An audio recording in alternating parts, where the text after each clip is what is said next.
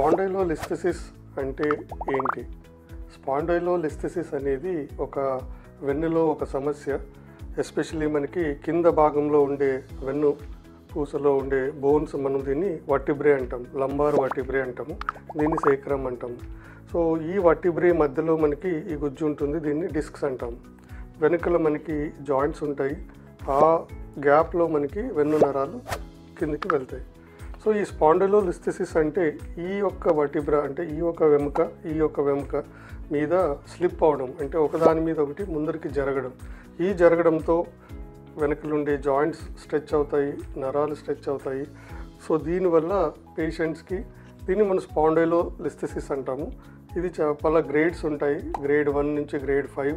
Grade 1 అనేది first సింపుల్గా slip అవుతుంది, ఒక 25% బోన్ స్లిప్ ఉంటుంది. గ్రేడ్ 5 అనేది చాలా సివియర్. సో దీంట్లో ఆల్మోస్ట్ బోన్ దాటి బోన్ వెళ్ళిపోతుంది, దాంతో పేషెంట్కి చాలా సివియర్ ప్రాబ్లమ్స్ ఉంటాయి.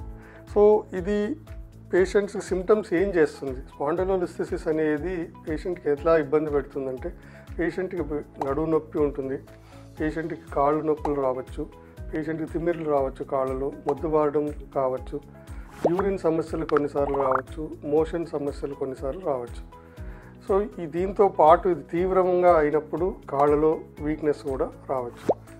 ఈ సమస్యలు పేషెంట్ని నడుము నొప్పి ఎప్పుడు ఎక్కువ ఇబ్బంది పెడుతుంది? కూర్చున్నప్పుడు పెట్టచ్చు, నుంచున్నప్పుడు పెట్టచ్చు, పడుకున్నప్పుడు పెట్టచ్చు. పడుకొని అటు ఇటు బెడ్లో తిరిగినప్పుడు కూడా చాలా ఇబ్బంది పెడుతూ ఉంటుంది. వీళ్ళు టిపికల్గా మార్నింగ్ లేవగానే నడుము నాది పట్టేసింది, నడుము చాలా బిగుసుగా ఉంటుంది, స్టిఫ్నెస్ ఉంటుంది, ఒక 10-15 నిమిషాలు నడిస్తే కానీ నా నడుము ఫ్రీ కాదు అని చెప్తూ ఉంటారు. కొంతమంది నడుము సడన్గా లాక్ అయిపోయింది, నా నడుము పట్టేసింది, నేను కదలలేకపోతున్నాను అనే సమస్యలు కూడా కొంతమంది కంప్లైంట్ చేస్తుంటారు. అన్నిటికన్నా ఈ స్పాండైలోలిస్థెసిస్ అనే పేషెంట్స్ నడుము నొప్పి ఎక్కువగా కంప్లైంట్ చేస్తుంటారు. దీన్ని మనం ఎలా కనుక్కోవచ్చు? ఈ నొప్పులు ఉన్నాయి పేషెంట్కి, వీళ్ళు డాక్టర్ల దగ్గరికి వెళ్తారు, న్యూరో సర్జన్ దగ్గరికి వెళ్ళొచ్చు, స్పైన్ సర్జన్ దగ్గరికి వెళ్ళొచ్చు, లేదా ఫిజిషియన్ దగ్గరికి వెళ్ళొచ్చు. వీళ్ళు వచ్చినప్పుడు పేషెంట్ని ఎలా మనం స్పాండైలోలిస్థెసిస్ ఉందా లేదా అని ఎలా కనుక్కోవచ్చు వీళ్ళని? సో వీళ్ళని మనం ఒక ఎక్స్రే తీయచ్చు, లేదా ఎంఆర్ఐ తీయచ్చు, లేదా సిటీ స్కాన్ తీయచ్చు. ఈ 3 తీసినప్పుడు ఏంటంటే మనకి ఆ వెముకలో ఎంత సమస్య ఉంది, ఆ నరాలు ఎంత ఒత్తిడి ఉంది, ఆ డిస్క్ అనే గుజ్జు ఎంత అరిగిపోయింది అనే సమస్యలంతా మనం ఈ ఎంఆర్ఐలో మనం తెలుసుకోవచ్చు. సో ఎంఆర్ఐలో తెలుసుకున్న తర్వాత స్పాండైలోలిస్థెసిస్ ఉంది, గ్రేడ్ 1, గ్రేడ్ 2 లేదా అలాగే గ్రేడ్ 5 వరకు ఏది ఉంది కేటగిరీ, దీన్ని మనం ఏం చేయాలి అని అన్నప్పుడు పేషెంట్కి 80-90% ఆఫ్ ద టైం ఇలాంటి పేషెంట్స్ మనకి ఎక్సర్సైజులు, కొంచెం మెడిసిన్, పెయిన్ కోసం మెడిసిన్ ఇచ్చిన తర్వాత, రెస్ట్ ఇచ్చిన తర్వాత, పెయిన్ తగ్గిన తర్వాత ఎక్సర్సైజ్ చెప్తాము. ఈ ఎక్సర్సైజులతోనే చాలామంది బాగవుతారు. లేదా వీళ్ళు కొంచెం ఫిజియోథెరపీ ఇవ్వడం, ఇంజెక్షన్ థెరపీ అంటే పెయిన్ మేనేజ్మెంట్ అంటాం. వీళ్ళకి నరాల దగ్గరనో జాయింట్స్ దగ్గరనో ఇంజెక్షన్స్ ఇచ్చినప్పుడు ఆ ఏరియాలో నంబ్ అయ్యి పెయిన్ తగ్గడంతో వీళ్ళు ఇంకా ఎక్సర్సైజ్లు బాగా చేయొచ్చు. ఇవన్నీ చేసినా కూడా 6 నెలలు అయింది, సంవత్సరం అయింది, 2 ఏళ్ళు అయింది, పెయిన్ తగ్గట్లేదు, ఇంకా పెయిన్ పెరుగుతూనే ఉంది, వాళ్ళు పనులు చేసుకోలేకపోతున్నారు, వాళ్ళ క్వాలిటీ ఆఫ్ లైఫ్ బాగా ఎఫెక్ట్ అవుతుంది, నిద్ర రావట్లేదు అన్నప్పుడు మనం సర్జరీ సజెస్ట్ చేస్తాం.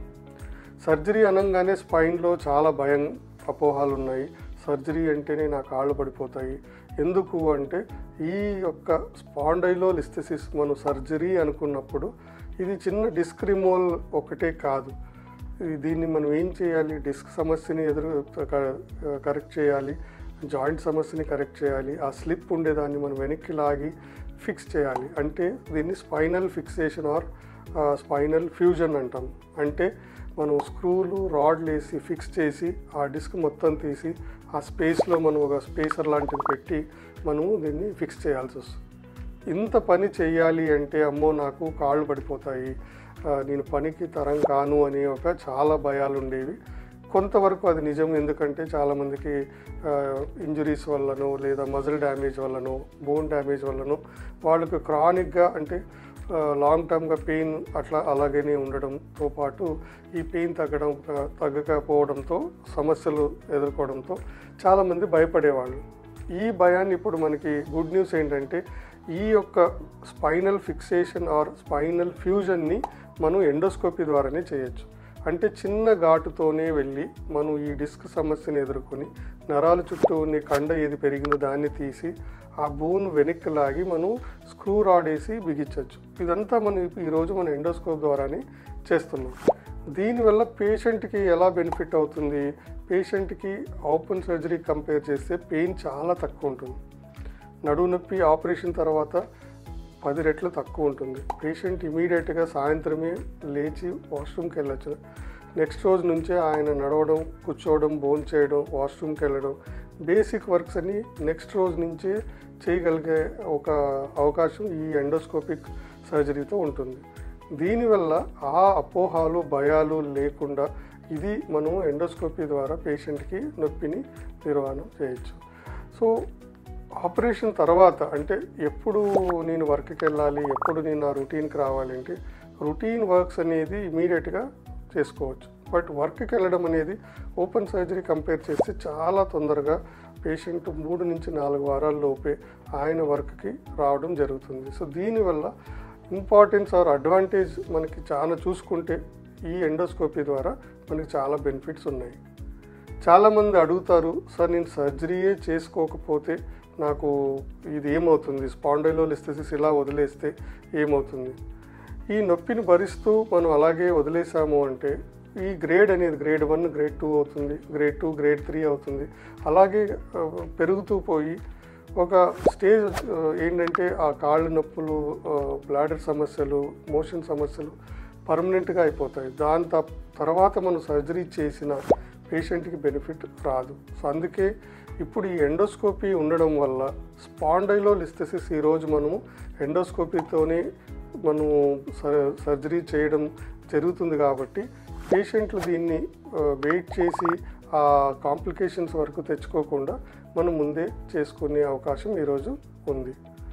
సరే, సర్జరీ చేసుకున్నాము. సర్జరీ చేసుకున్నాక సార్ నాకు ఈ సర్జరీతోనే నాకు ఈ సమస్య దూరం అయిపోతుందా అంటే అది again that is not correct. ఎందుకు అంటే ఏ సర్జరీ అయినా ఓపెన్ కానివ్వండి, ఎండోస్కోపీ సర్జరీ కానివ్వండి, స్పైన్కి ఒక దగ్గర చేసిన తర్వాత అది మనకి మెయింటైన్ అవ్వాలి, కొత్త సమస్యలు అక్కడో లేదా పైన కింద రాకుండా ఉండాలి అంటే మనం చాలా ఎక్సర్సైజ్ చేయాలి, జాగ్రత్తలు పడాలి. ఇవన్నీ చేసుకుంటూ ఉంటే నెక్స్ట్ వచ్చే ఫ్యూచర్లో ఈ సమస్యలు చాలా తక్కువగా ఉంటాయి. సో ఈ యొక్క వీడియోలో మనకి సారాంశం ఏంటంటే స్పాండైలోలిస్థెసిస్ మనకి ఈరోజు ట్రీటబుల్. దాన్ని అలాగే మనం నెగ్లెక్ట్ చేయకుండా ఈరోజు మనకి దానికి సింపుల్ సొల్యూషన్స్ ఉన్నాయని తెలుస్తుంది.